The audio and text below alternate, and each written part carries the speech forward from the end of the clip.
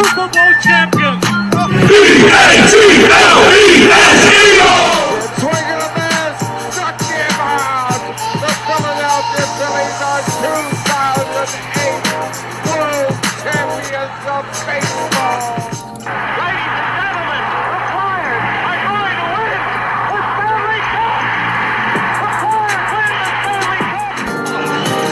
For the lead. Yes! Iverson, wow, what a fake off Daniels as he broke his ankles and got all the way to the cup.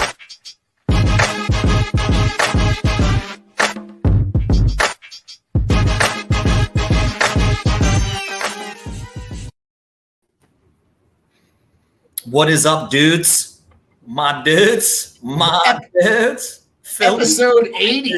Reg, episode 80. Fucking crazy, dude. Drunk on broad. Look at us. Who Drunk on the birds. would have thought? Who would have thought? Look at us. Look at us three over here. Episode 80. Wow. Episode 80. And Jay, that It's a doesn't even milestone. include the Drunk on Ice shows. I know. That's a milestone, man. Yeah. That's huge. For us, geez, look how far we come. From just me and Oscar talking in his room during COVID, you know, checking out his Placo goldfish or catfish that's like this big and a tiny ass little thing. God, I miss Oscar. What a good guy. What a guy. Where is Oscar?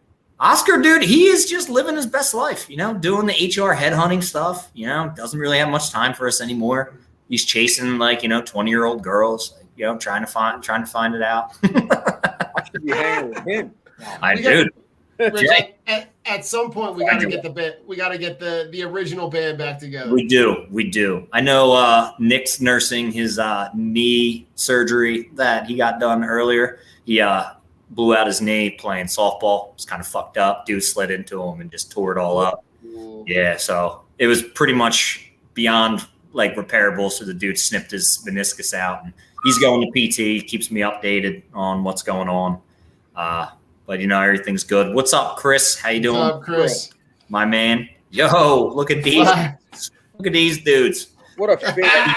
Getting ready for the Golden Mike League. They're ready to finish 11th, 12th, and 10th. Who, Dom? Plums.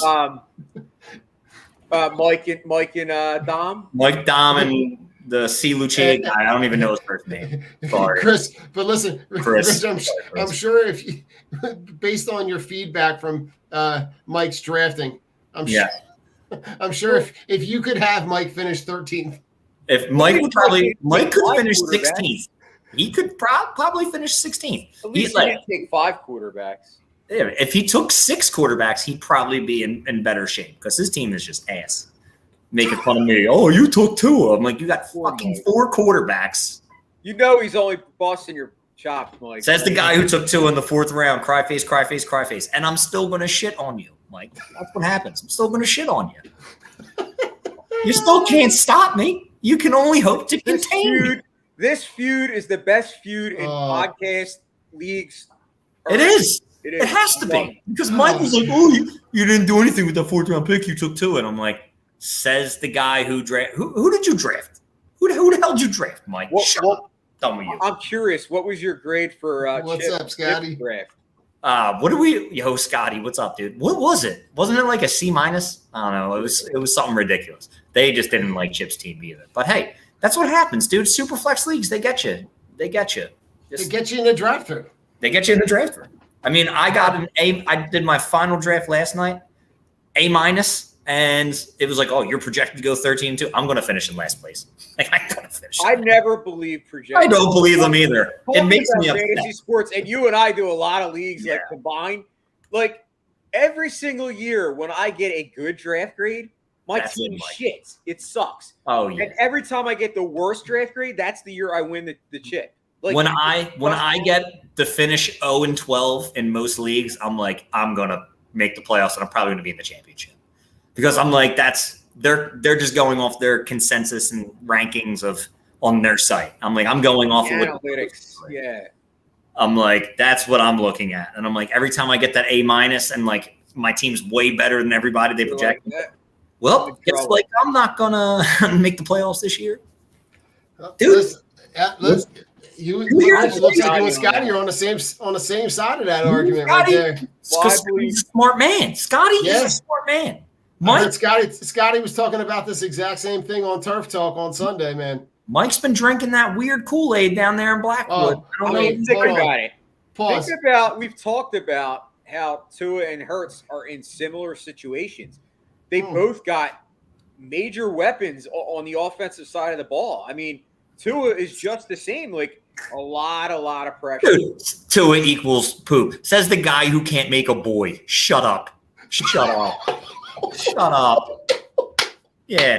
Next time, do it with your socks on. All right, Mike? Do it with your socks on. Be a man. Be a man. Oh, God. I had to. God. I was festering on that. I love Mike. Mike's a good dude. Congratulations on this baby girl, man. Happy for you. I had to fuck with you, though. I had to give it to you. Mike's been doing the food. Have you seen Mike doing the food stunts? Oh, I didn't see the show, but I saw the post. He drank beer out of a hot dog. Yeah. Oh, he drank beer out of a hot dog straw. Beer glizzies. Beer glizzies. He was doing the beer glizzies, and then a couple weeks ago, he was eating like the ghost pepper popcorn. I saw that show. That was insane. His face was like bright red. It was red. It was redder than my Gatorade that I'm drinking right now. Dude, Mike, like I got some Carolina Reaper hot sauce upstairs. You want to come over one day? We'll put it on some chips. The funny thing is, it is super hot, right? It is one of the hottest hot sauces I've ever had, but it is so flavorful that you can just keep eating it. It's just you're dying as you're eating it, but it's good. But then I had the one sauce from my buddy Pat bought it from Hot Ones called The Bomb. And it's like super hot. It's not even as hot as this one, but it tastes like pure asshole. Like, and I'm not talking good. I'm like sweaty, like took really wet farts asshole. Like it's terrible. Well, it's not. Rich, speaking of that, like, so our community garden at school has like a ton of a variety of like between tomatoes, eggplants, tomato, like you name it, it's growing there. So there's a common bin that like, if you have excess, you put it in there. If you see stuff that you're not growing that you want, take some, right? So there's this red pepper. It's about this big. Thai? Is it Thai chili? I bring it home. Lace goes to start cleaning it. Oh. And like face gets red, eyes start watering, and she goes, Donald, we can't cook with this. She's like, I can't even wash it. It's like burning my eyes. I wonder what it probably was. It was probably a Thai chili because those things get real hot. Small little red guy. It was about, I want to say maybe 3-4 inches, but it was bright red. But it was, dude. There's nothing worse than like you can't come back from that. No, and you just are like, if I'm washing this and the oil is so pungent that it's burning me now, dude, you're gonna throw that in a hot pan and your whole house is gonna be pepper spray. You need goggles. You need you need to do it outside.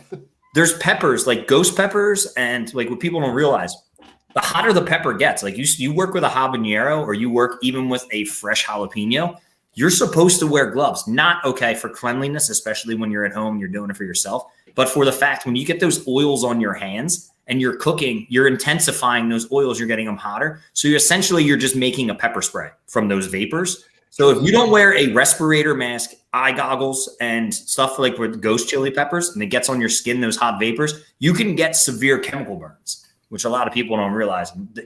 That's why I'll buy a sauce with it. You can be like, yo, cook me this and something. I'm like, fuck no. I'm going to kill my whole family, and I'm going to end up with chemical burns. Yeah, that's exactly what I want to do. Fuck your ghost chilies.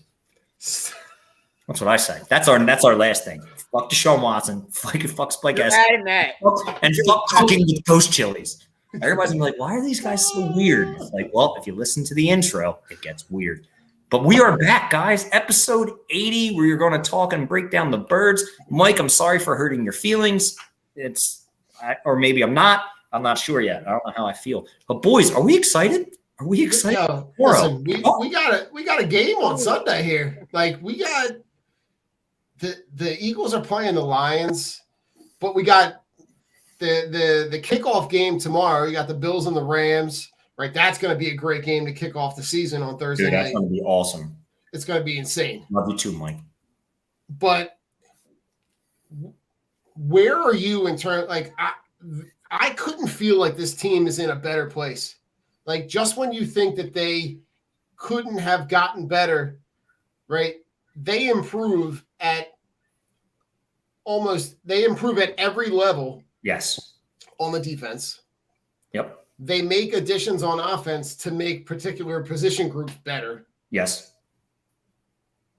And it seems like the other teams in the division either didn't get better or got worse. Agreed. So I mean, how much worse? I'm not breaking any news here.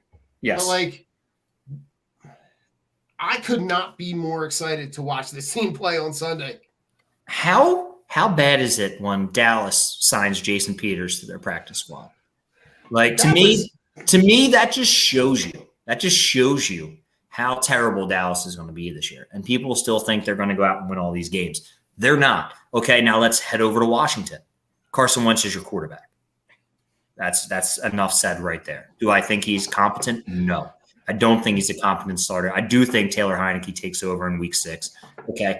And then you move to the defensive side of the ball. Good defense. Chase Young's out, I think, for the first 4 games. So they're going to miss him for that. They're going to miss him for that game. They're going to miss him for that. And then let's move up to New York. Who the fuck knows, man? New York is the wild card. Danny Dimes, right? Does Danny Dimes, like, does Brian Dable stick with that quarterback like he's stuck with Josh Allen? Here is a weird fact I learned. Thank you, Jason Moore from the Fantasy Footballers.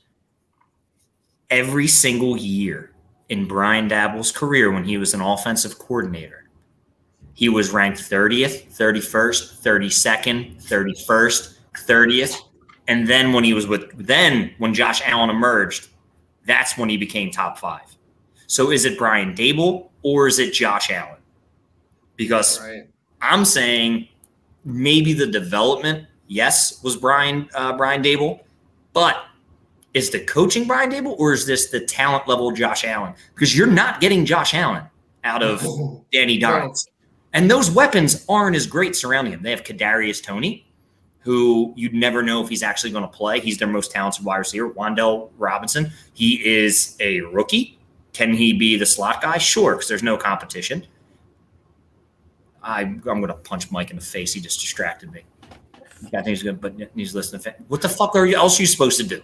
What else are you supposed to do to get fucking ready? You shut up, Mike. Block him. I'm done with these guys. I'm going to fight them all, you glizzy drinking beer, fucking chili pepper eating cutie pie. I can't be me anymore, but I just can't do it. I lost my train of thought. But Jay, are you seeing anything that I'm not seeing out of this NFC East that the Eagles should run away with it? I mean, you kind of stole my thunder. I do think, the only guy on the Giants that I really, and I don't want to say I fear him, but I do think he's going to have a comeback season, and that's Saquon. I think last year it's tough for any running back coming back from that type of injury year one. There's only been 3 running backs, I believe, that had that type of injury that actually had monster years the year after, and that was Adrian Peterson, who was a freak. That guy just bounced back. I mean, his injury tolerance and the way he got better from injuries, it was insane. And I believe the only other one was maybe Jamal Charles, and that. But what you're saying is, okay, yes, Saquon is going to have a monster year, which he will. But okay, you're putting Saquon and that offensive line versus our defensive line and our revamped linebackers. It's one of those things where I think that cancels out, and that's what I'm looking. I just think the Eagles have too many strengths to not enough weaknesses when you look at the NFC East. No, I mean, listen, I agree. I don't want to say that you're selling Carson Wentz short because I don't think Carson Wentz is a superstar by any means. I do think Carson Wentz is capable of being a good quarterback. He's shown it. I think Carson Wentz's problem is I think he has an attitude problem. And I think that's ultimately what could possibly put him out of this league. Do you think when I say that I don't believe he is not when I say he's not a competent quarterback, meaning I don't think he's going to do the right thing That's wild. when his team needs it the most. Do you think that he is capable of making the right read when it matters the most? See, I don't know. I will say I think Terry McLaurin is probably the best wide receiver he's probably played with. I know a lot of people are high on Michael Pittman, but I think Terry McLaurin is probably – he's definitely better than anybody that was ever on the Eagles in Carson's time here. Agreed. I don't think Washington's offensive line is any better. It's probably worse than the Colts. Let's face it, the Colts have one of the best. Yeah, they have a top. They have a good run offensive line. I don't know if their offensive line's that great. With the pass, I mean, I remember Andrew Luck probably set a sack record, and I know this team is far removed from Andrew Luck, but I don't think the Colts have ever really been good at pass protection. So I think Carson Wentz, like I said, if he's able to be protected and he's able to get out of his own head, yes, he is. But you're right. I don't know if I'm ready to say that he's competent because he hasn't shown it. Here, he continues to just kind of basically prove me wrong. Because he's the definition of insanity. He just does the same things over and over again, expects him he's not going to be a winner.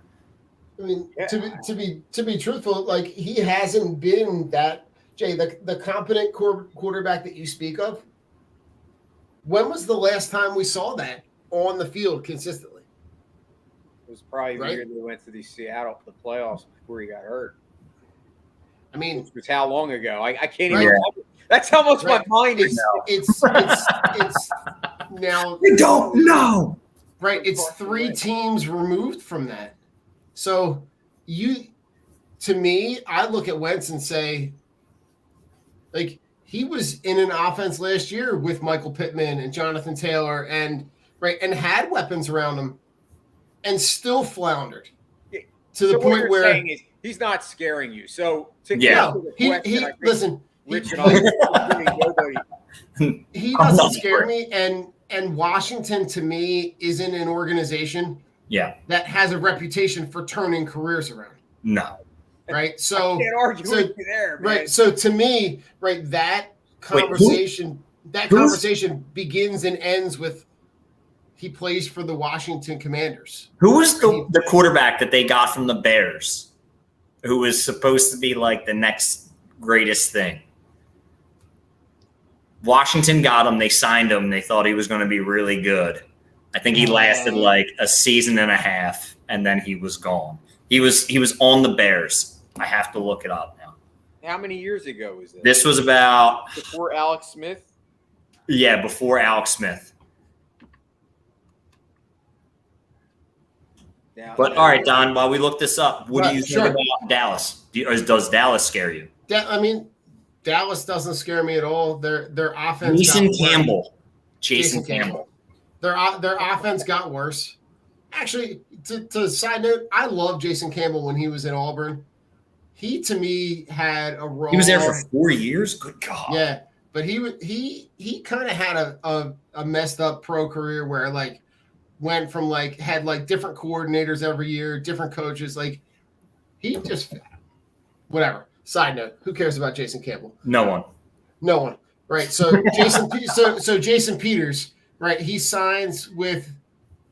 He signs with the Cowboys. He's another guy. Like, tell me the last time that he was the productive player that they think they're getting. 5 years ago. Right. 4 years ago. Right. So you're getting a guy 5 years removed from his best season. From his most recently best season. And like you lost Amari Cooper. Right. So nothing. like for less than we got for JJ Arcega-Whiteside. Right. So to me, I'm looking at the Cowboys, and I don't see like the one guy that I will always say will be a difference maker and be able to change a game is Michael Parsons. Yes. Right. So, but outside of that guy, like Diggs on the outside doesn't scare me a whole lot because it's either all or nothing. Yeah. right? And now you have weapons on the Eagles where you can spread them out. And maybe if Stephon Diggs is guarding AJ Brown, I believe in my heart of hearts that Stephon Diggs covering AJ Brown would be oh, good. Trayvon Diggs. Sorry, my covering bad. AJ Brown will not be good. Right, but if you put Diggs on I think AJ Brown wins that. I think he wins that matchup 10 out of 10. There's not many cornerbacks who I can say that AJ Brown can't beat. I mean, correct. See, this is the best thing when I look at like great corners, right? I look at great corners. Jalen Ramsey. You look at the dude J.C. Jackson, who signed with the Chargers. You look at Jair Alexander. It's like, okay, it's one guy on the field, right? Usually play one side. What do? You line up your best player on the other side unless they're going to shadow. And if they shadow him, good luck trying to contain who's the number 2 cornerback on Dallas. No one knows. So good luck containing Devonta Smith. Good luck containing Dallas Goedert. Good luck containing whoever's coming out of the backfield. Like Zach Pascal running out of the slot. Quez running flies. Like, okay, take A.J. Brown out of the game. We still have 4 other weapons who are going to beat you. And that's what – and Jalen Hurts, the Swiss Army knife. He'll carve you up himself. I just think they're poised. Like, they're poised to have a great year. And this is the make it or break it year for our boy Jalen. This is the keys are his right now. They're dangling. It's like when you're running from like on the treadmill and you put the donut over the dude's head and you just want to get it. It's right there. Right. It's just that to me is where the season it begins and ends with Jalen Hurts. Right. And I'm in the camp where like he plays every game, every snap, every situation, regardless of score, until you've secured the number 1 seed and that bye. Yeah. And until that point, and if you don't get to that point, great. He plays all 17 games, and you put him in every possible situation to figure out what you have with this dude. Yeah. Is this dude your building block? Because if he's not, then you're in a position with the draft capital that they've accumulated and the ability to be able to maybe include Hurts in a package that you could make a move to bring in a guy because this roster is one player away. It's a win now roster. And absolutely. It doesn't look like it's constructed like that with a lot of 1-year guys here and there, here and there, here and there. It's a roster that's built with young talent, great talent, proven talent, a great offensive line, a great defensive line, great corners. Like you're in it to win it. I think Jalen is going to prove a lot of people wrong, and I am excited to see his progression this year. But I don't want him to feel the pressure, but the pressure is there. It's there because we want to see him succeed. And this is the most talented offense that I have seen in my life for the Eagles. When it comes down to adding wide receivers, the tight end position, the running back group is a little under par, but I'm not going to sell Miles Sanders and those guys short because that's not fair to them. And that offensive line. It's hard to argue, right? Yeah, it's hard to even in that Super Bowl year, right? This roster of guys, talent-wise, at every position is kind of a step above. Yeah. Do you disagree or agree with that, Jay? I mean, Don, you must have been like in my brain. 'Cause I was legit ready to just say that the 2017 Eagles that won a Super Bowl proved that you don't need a top 5 quarterback to win a Super Bowl. You don't even have to have a top 10 quarterback to win a Super Bowl. All you need is a team. And this team on paper at every position is miles ahead of that team as far as talent-wise. Yeah. At secondary, we're better. We're way better at secondary. Yeah.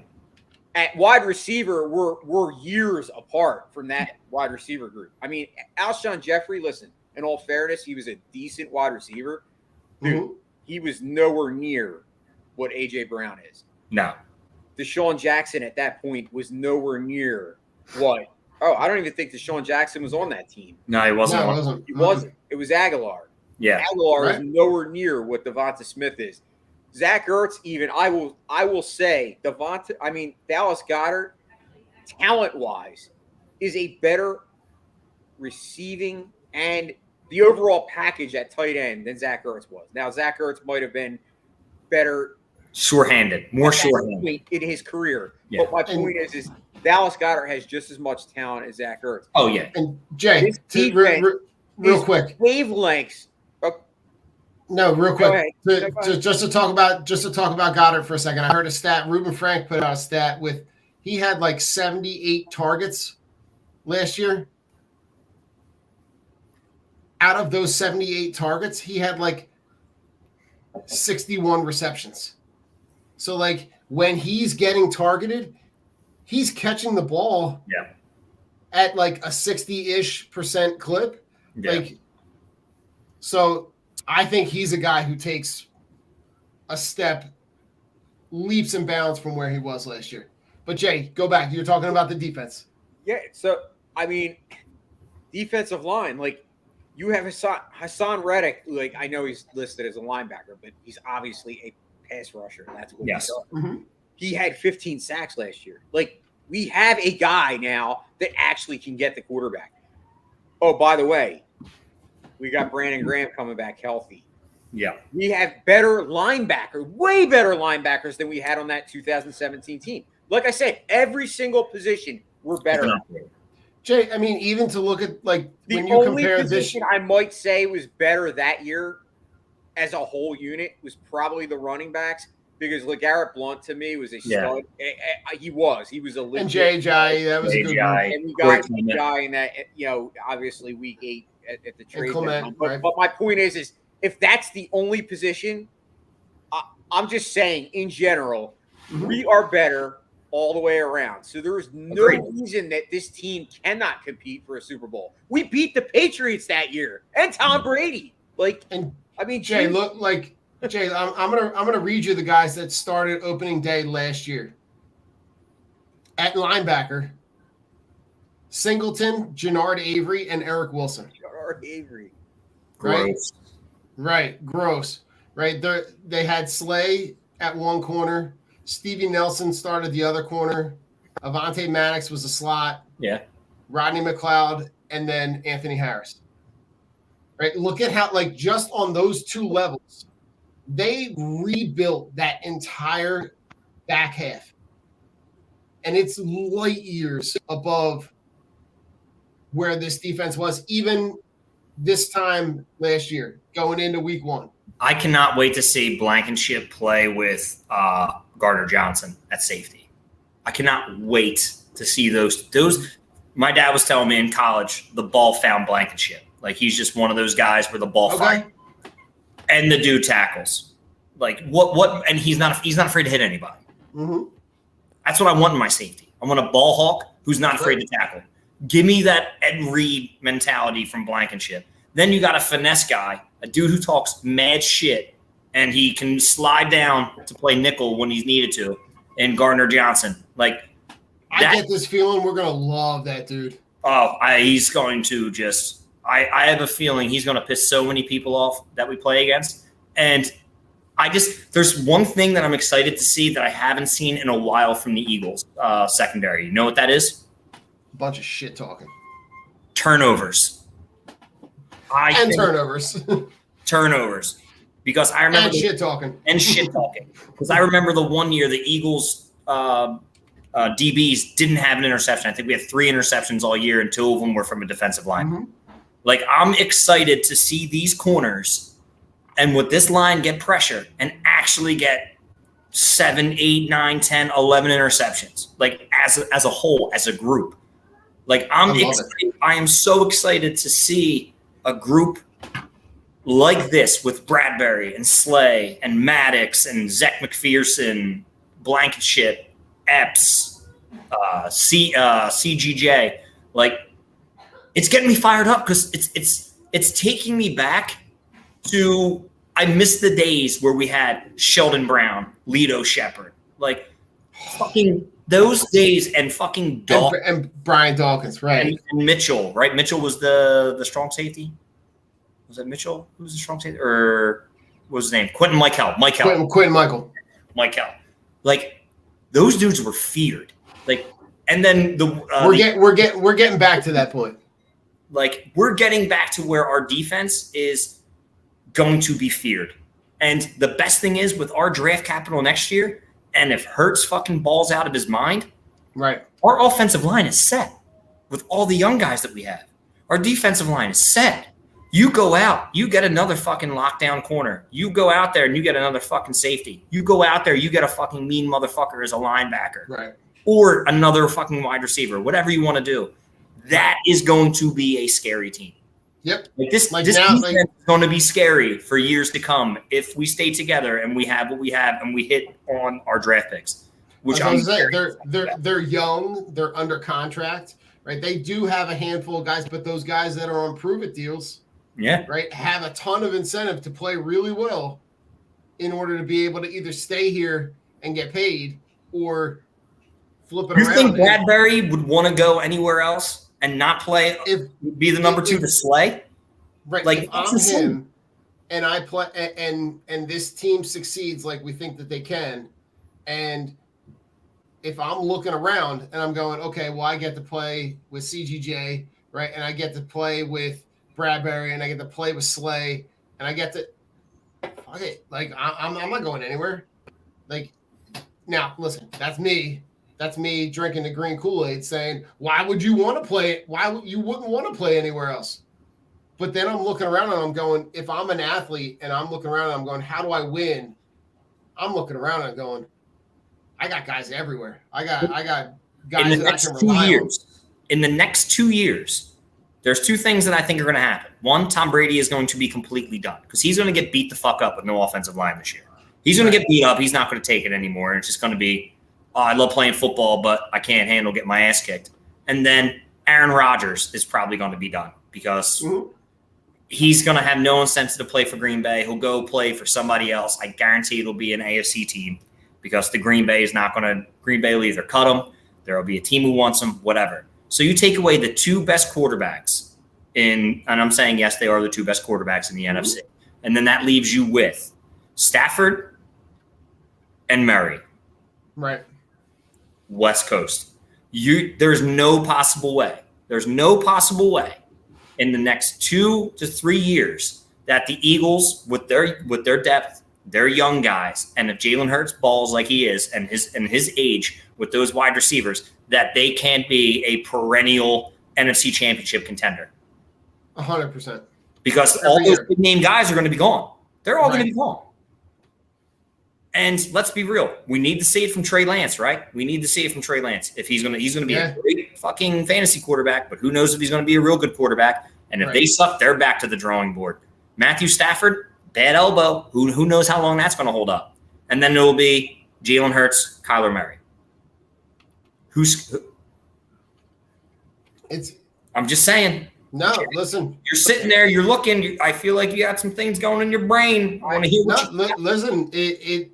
Rich, it all makes sense. What you're saying is kind of, spot on. I mean, I'm looking around the league at quarterbacks. I mean, you got Kirk Cousins in Minnesota.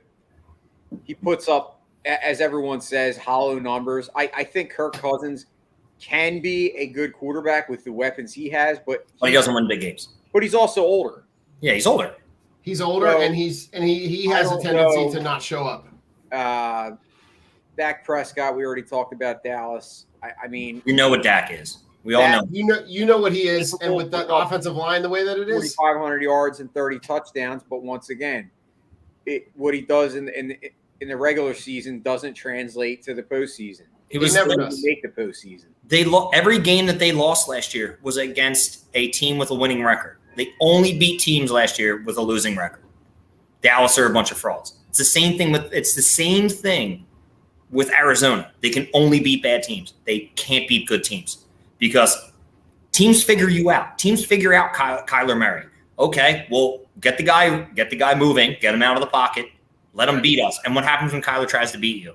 He gets hurt all the fucking time. Look at the other quarter. You're right. All the good quarterbacks are in the AFC. They're on the AFC. You got Justin Fields, and Justin most of them are in the AFC West. Ohio State has never had a successful NFL quarterback. And Justin Fields is 5 years away. Justin Fields isn't even going to get a second contract from the Bears because they don't want him. That regime is literally giving him nothing to work with and are saying, hey, dig yourself out of this hole. We know you can. Thank you for getting us a top 2 pick next year.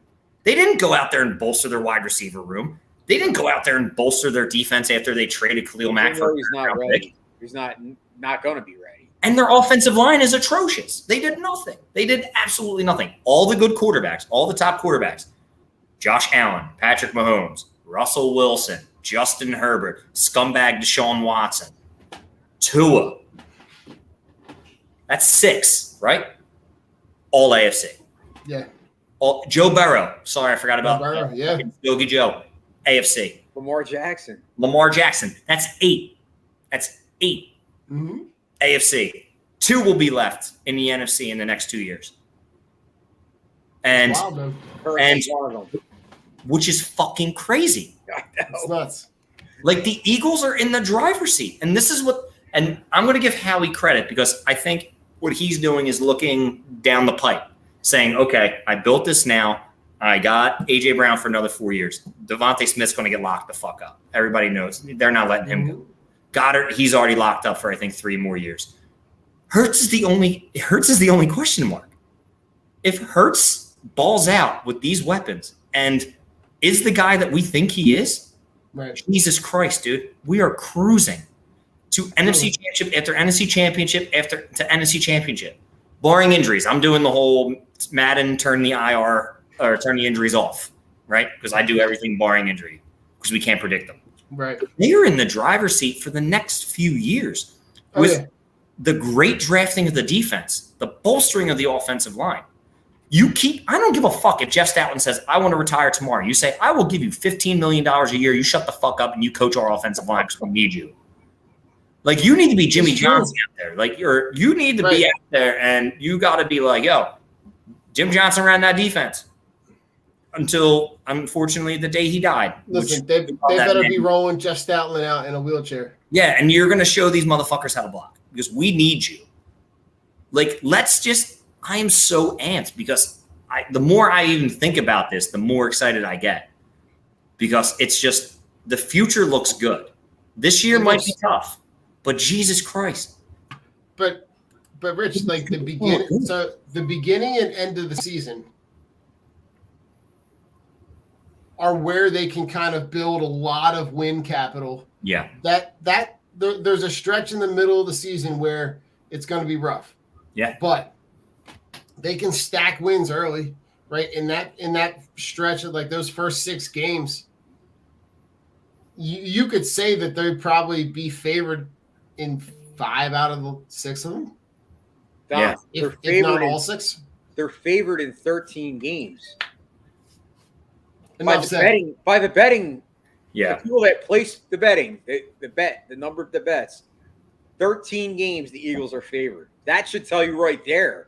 I was worried about their schedule. I was worried about some of like the gimme games that I don't think with like Houston being one that I think we're going to lose to because it happens, especially Thursday Night Football. But I look at how Houston's constructed, and I don't see them now that being the game where, oh yeah, they're just because they're the home team Thursday night to win. I don't see that. I was seeing Green Bay as a loss. The way that Aaron Rodgers is talking about his wide receivers and the way that they're not clicking, I don't see them losing to Green Bay. Yeah, so now I'm like, okay. I think the Eagles lose at most 3 games. Just like looking at it. I think they sweep the NFC East because I just don't see it. I just don't see these teams being able to beat, barring injury. Everything is barring injury. Well, injury and what you're going to get out of this quarterback. Yeah. So, to me, I'm looking at like when I'm starting to look at week 1, right? I'm looking at where can I capitalize for this offense? Where am I cherry picking on this defense on Detroit? Because I think there's a lot of Detroit's getting a lot of love around the NFL. I Yeah. feel like a lot of that love It's has a always lot. Hard Knocks hype. Hard Knocks hype. I was just about to say Every year it happens. It happened with the Bengals years ago. It happened with the Cowboys last year or 2 years ago. Only one it came to fruition with was whatchamacallit, LA. It happened with Yes. the Browns. The Browns. Everyone's like, oh my God, these teams are going to be great. It's like, nah. Halapudi Vaitai just got put on the pup. So he's going to miss 4 games. And he was one of their starting tackles. Yeah.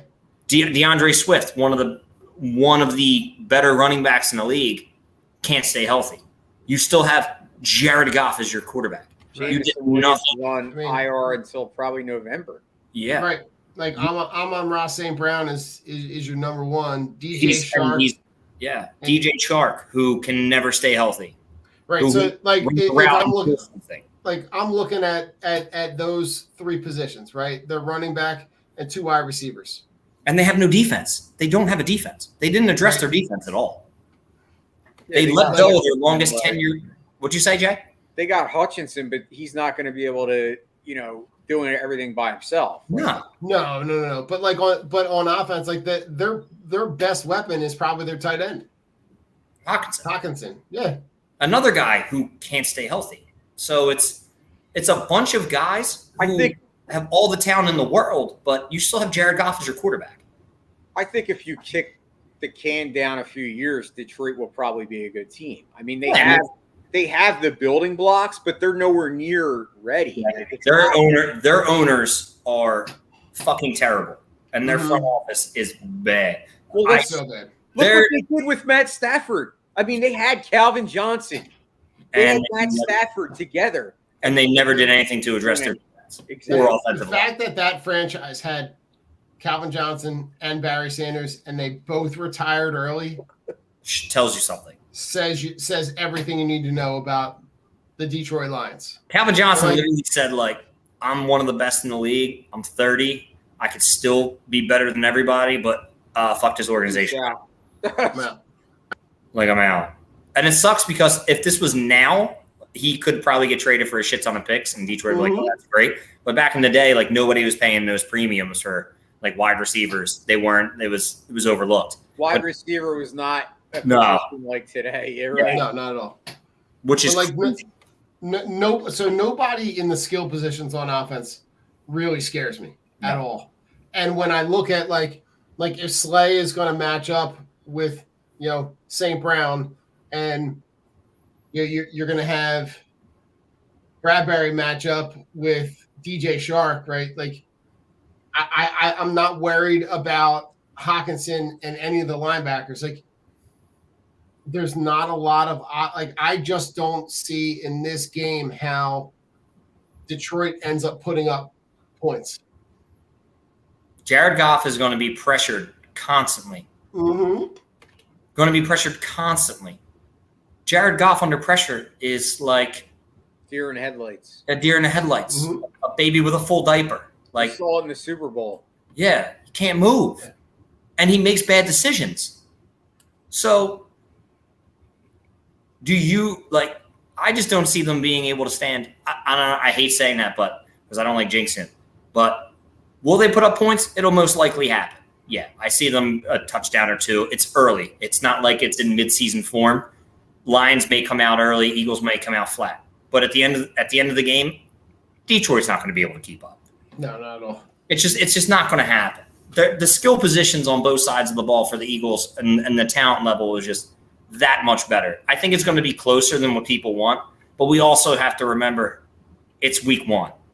You treat this as almost the 4th preseason game, which it kind of sucks. You want to go out there and you make a statement, but at the same time, some of these guys are getting their first action of actually playing and hitting guys.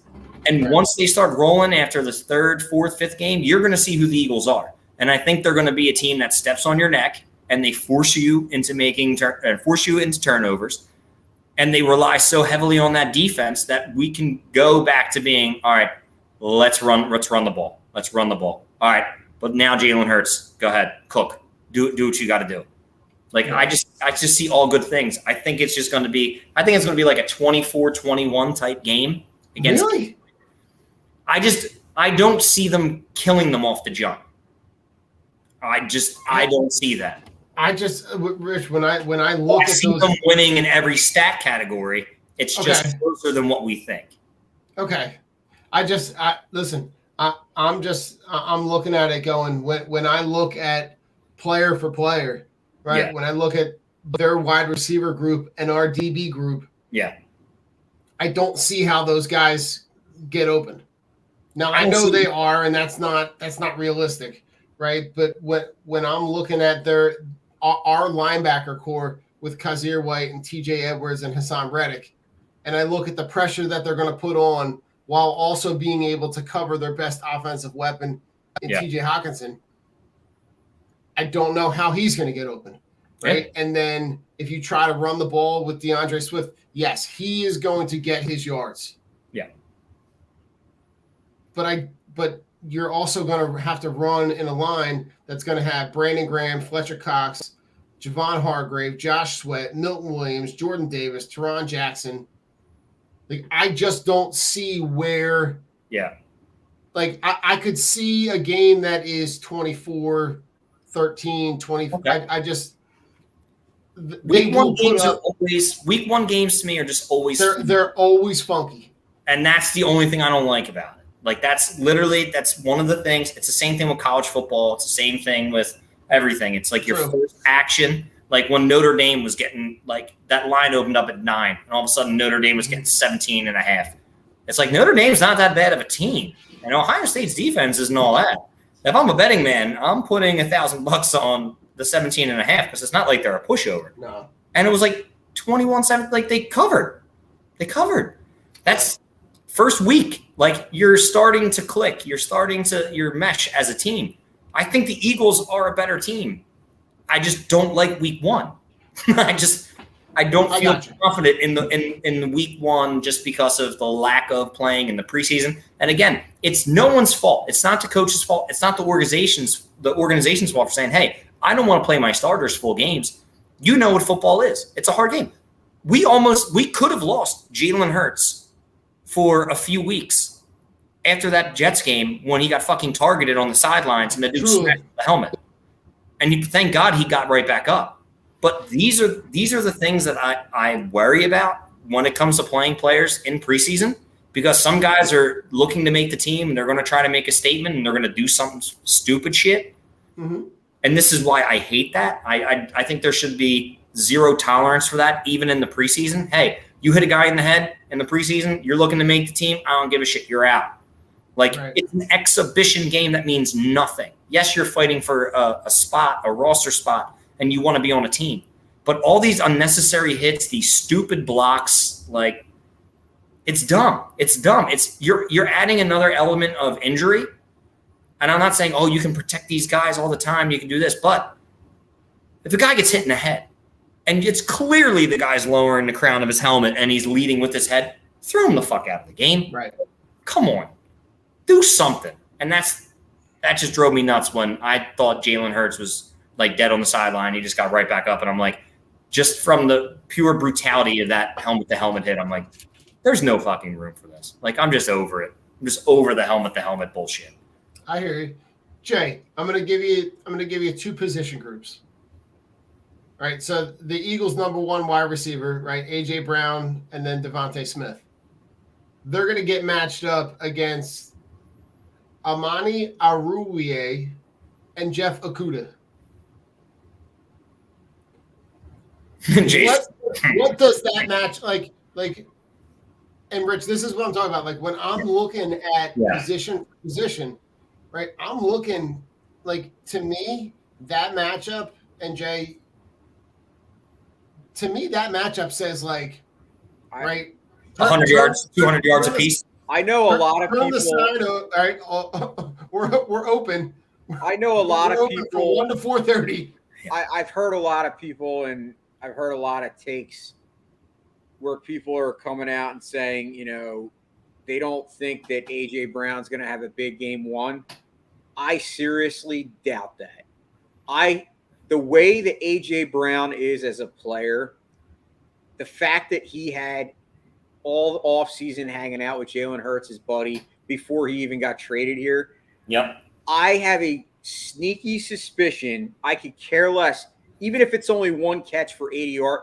I guarantee you he's going to score a touchdown. I just have this almost gut feeling that he is just ready to put a can of whoop ass. They're going to show off their new toy. They are going to show off their new toy. They are going to feature AJ Brown in this offense, and they're going to be like, I think this is going to be the statement for the NFC East is like, this is AJ Brown. He's an Eagle now. Try to stop him. Slant after slant, out route, fly route, post route, wheel route, and then it's going to be like, oh yeah, hold on. Slim Reaper's back.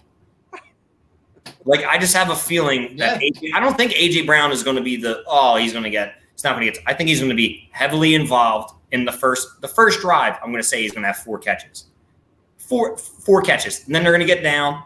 Jalen Hurts will run it in. Boom, easy 7. Second drive, milk him in, add a little bit of Slim Reaper. And then you're just going to see, can you stop this wide receiver tandem that can run any route? Can you stop Slant God versus Slim Reaper? No, it's going to be very hard. Because good luck trying to catch A.J. Brown when he's got 5 yards ahead of him and he just caught a slant. He's going to either run over you or run past you. Right. I mean, listen, A.J. Brown, he's not a diva, but he's confident in himself and he's betting on himself. And I can guarantee you, just as much as he wanted to come here and he said he wanted to be here, you can guarantee that the fact of his friendship with Jalen Hurts, that he wants to make Jalen Hurts look good.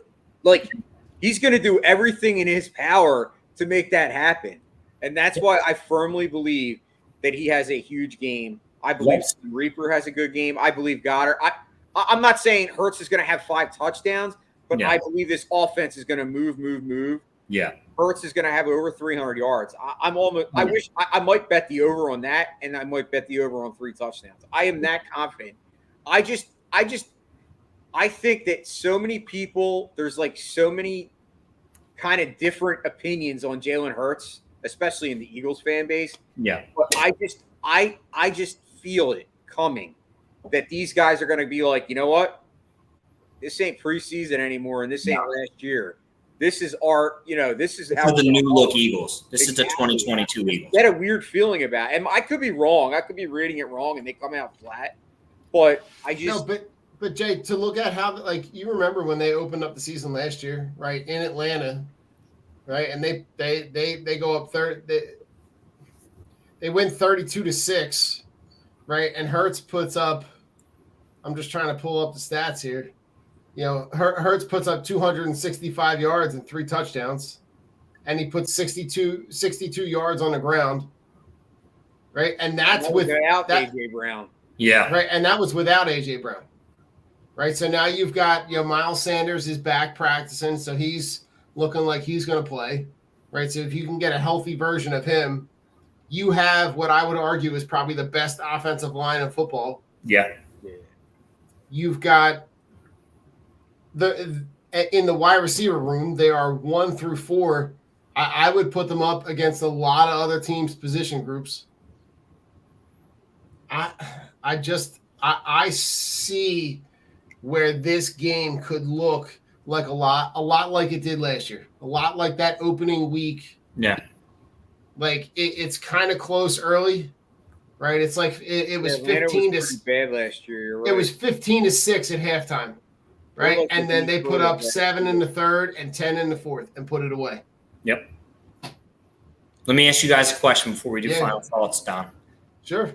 Your sleeper for the 2022 season for the Eagles, who is it? I mean, to me, the guy that's going to be the biggest difference maker that no one's talking about is Hassan Reddick. He's a guy that signed early, but has something to prove. And I think you're going to see him playing behind all those guys that we talked about, the Grahams, Cox, Hargrave, but also playing behind Milton Williams and Jordan Davis.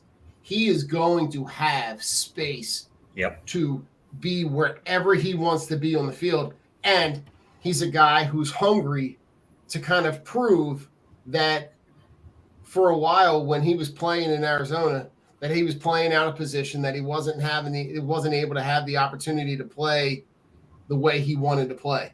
So Hassan Reddick, to me, that's the guy that I'm looking at to say he's going to be a huge difference maker on this defense. Agreed. Jay, who you got? I love Hassan Reddick as a pick, but I have a hard time saying he's a sleeper because I think he's a stud. Yeah. To me, the guy I think is a sleeper, and he's been a stud, but he's a guy coming back from injury, and I can guarantee you he's super hungry, and I've seen every single interview he's done, and he looks fresh, and I just love what he signed on when he was doing a signing last week, and that's Brandon Graham. Yeah. I think Brandon Graham is going to actually have 10 sacks this year. I think he's going to come back and show out. He's my sleeper. I love it. Rich, who you got? Who's your sleeper? On defense, I got Bradbury. I think he's going to come back and show you that he is a absolute lockdown corner and just hated playing for the Giants. And then my next pick is a guy that we recently signed, former Oklahoma Sooner, played with Jalen Hurts, can give us the bruising in between the tackles, and that's Trey Sermon. Okay. I think Chris called it. Trey Sermon is going to be the guy down the stretch that we're going to call on to fight for those yards. You're going to still have Miles Sanders involved. You're still going to have Gainwell involved. But to close out games, you're going to be giving that ball to Trey Sermon to just run up the middle and do what he has to do. He is Jordan Howard 5.0, just faster and better hands. Give me that 6 foot, 215-pound running back. We need that guy at the goal line. I love seeing it, and I just hope for good things. And he's my stretch, but give me Bradbury and him, because I think Bradbury is going to come back and he's going to show you, I can cover, and I'm going to do it. And I think he's going to be – the best thing is when CeeDee Lamb decides to move off of Darius Slay's spot, who's going to be right there? James Bradbury. 6 interceptions, I'll call it now. Oh, definitely. I'm taking over 6. I'm so confident in James Bradbury, because they are going to be like, I can't throw to Slay side. Let me test Bradbury. And he's going to be like, nope. It's going to be so good. I can't wait. All right, let's do final scores. Ooh, 24-21. Birds. Right. Key play of the game, Rich.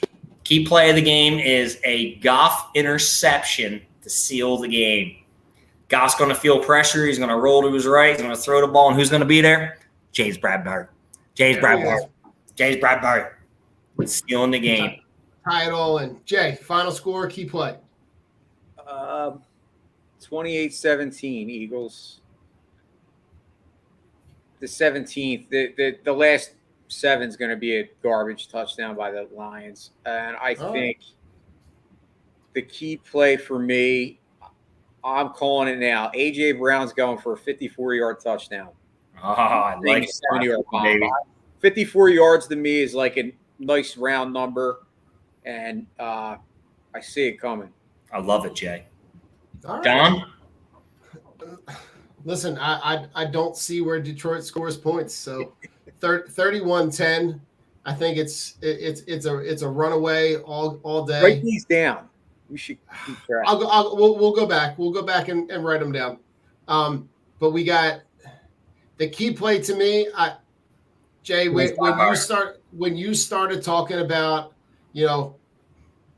what AJ Brown could do, I started having visions of that TO play to opening the season, and something just tells me that they got something big planned for play number 1.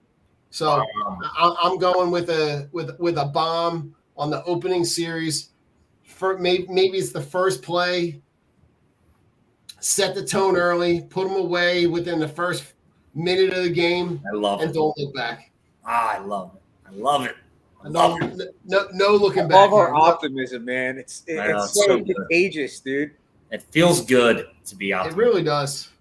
It does. It really truly does.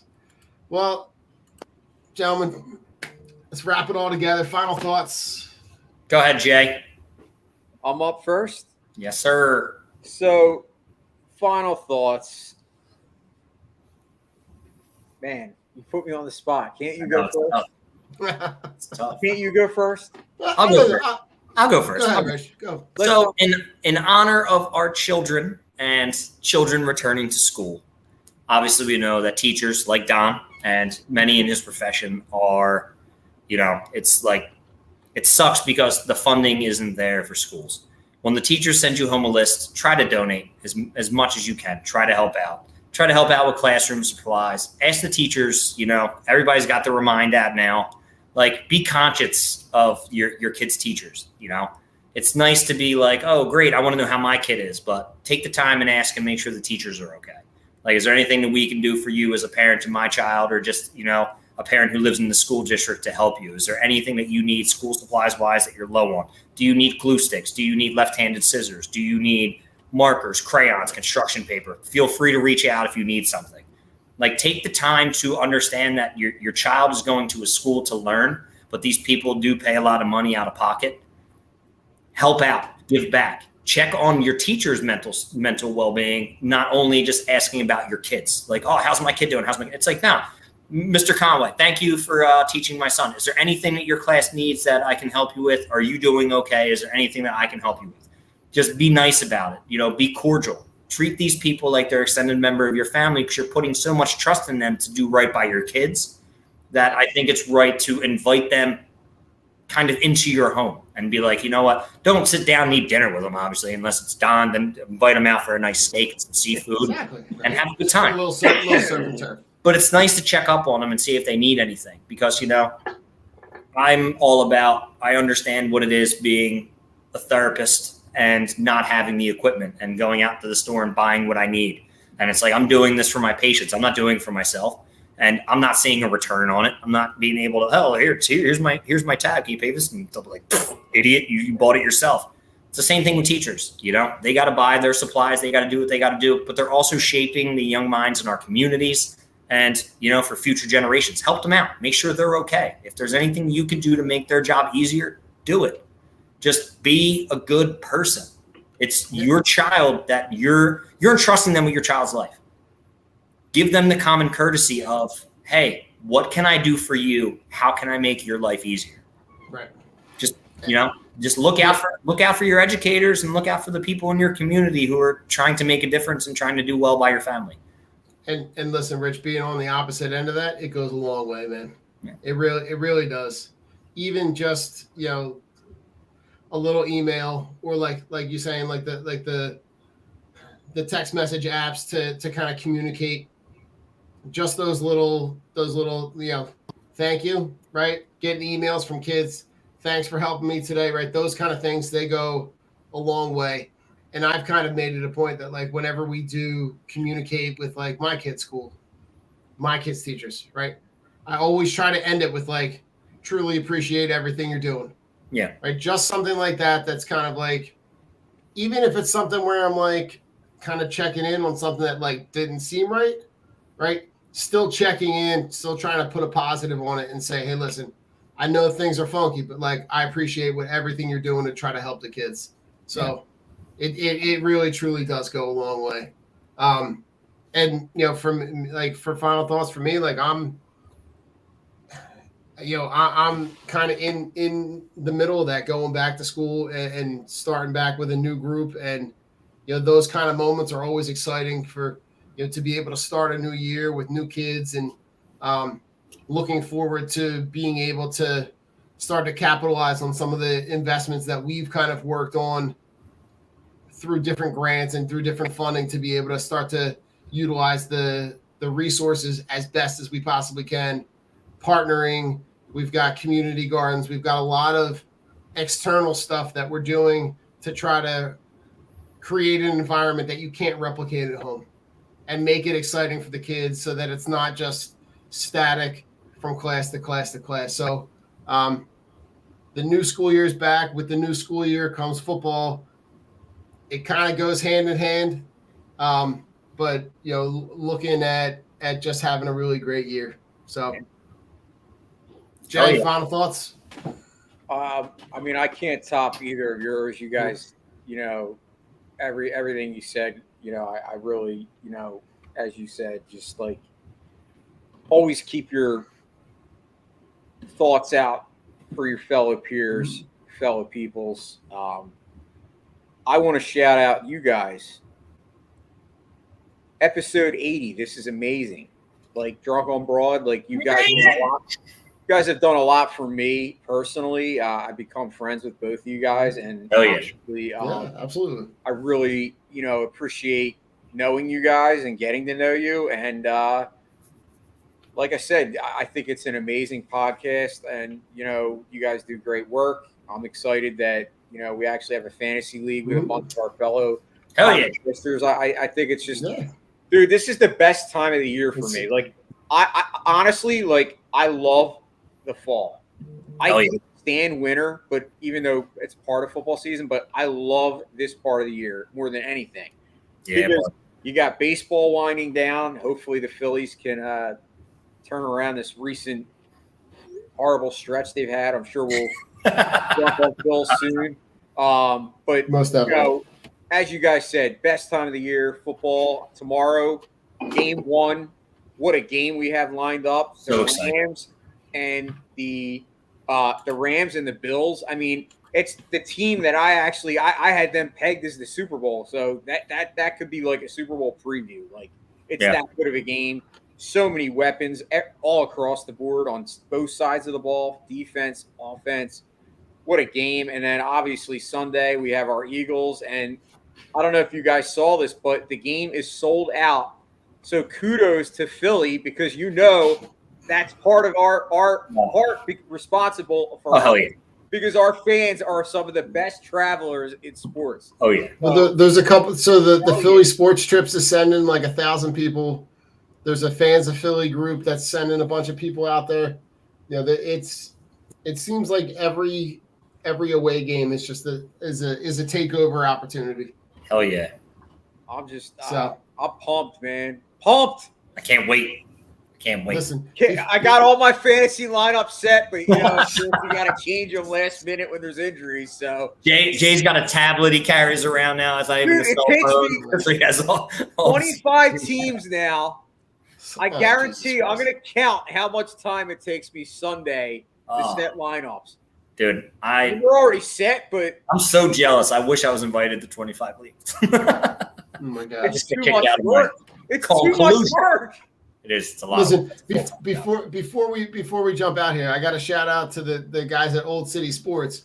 Right, I got the new Sundays for the Birds shirt that they sent over. So shout out to those guys. They're doing good stuff over there. Yeah, buddy. Absolutely. Listen, you know, go check out our illustrious sponsors at La Terrain Luxury Watches, Team Click, Shocked Energy, which is now Level Up Snacks, and Streaker Sports. Still working on getting what happened? The background Streaker got all Sports. funky. Does that mean that Rich has to streak? Don't tempt me. My wife will leave me, but I'm down. We're going streaking to the quad, to the gymnasium. There's other people coming. They're coming. Oh my God! Get in the car, Frank. Love that movie. What a all right, Rich, take us out. Listen, you stuck around, you fucked around, you found out. Fuck Spike Eskin, fuck Sean Watson, and fuck cooking with fucking hot chili peppers, because it's bullshit. Billy, we love you. Thanks for tuning in. Episode 80. My man Jay, Don Juan. Go Birds. Go Birds. Go Birds.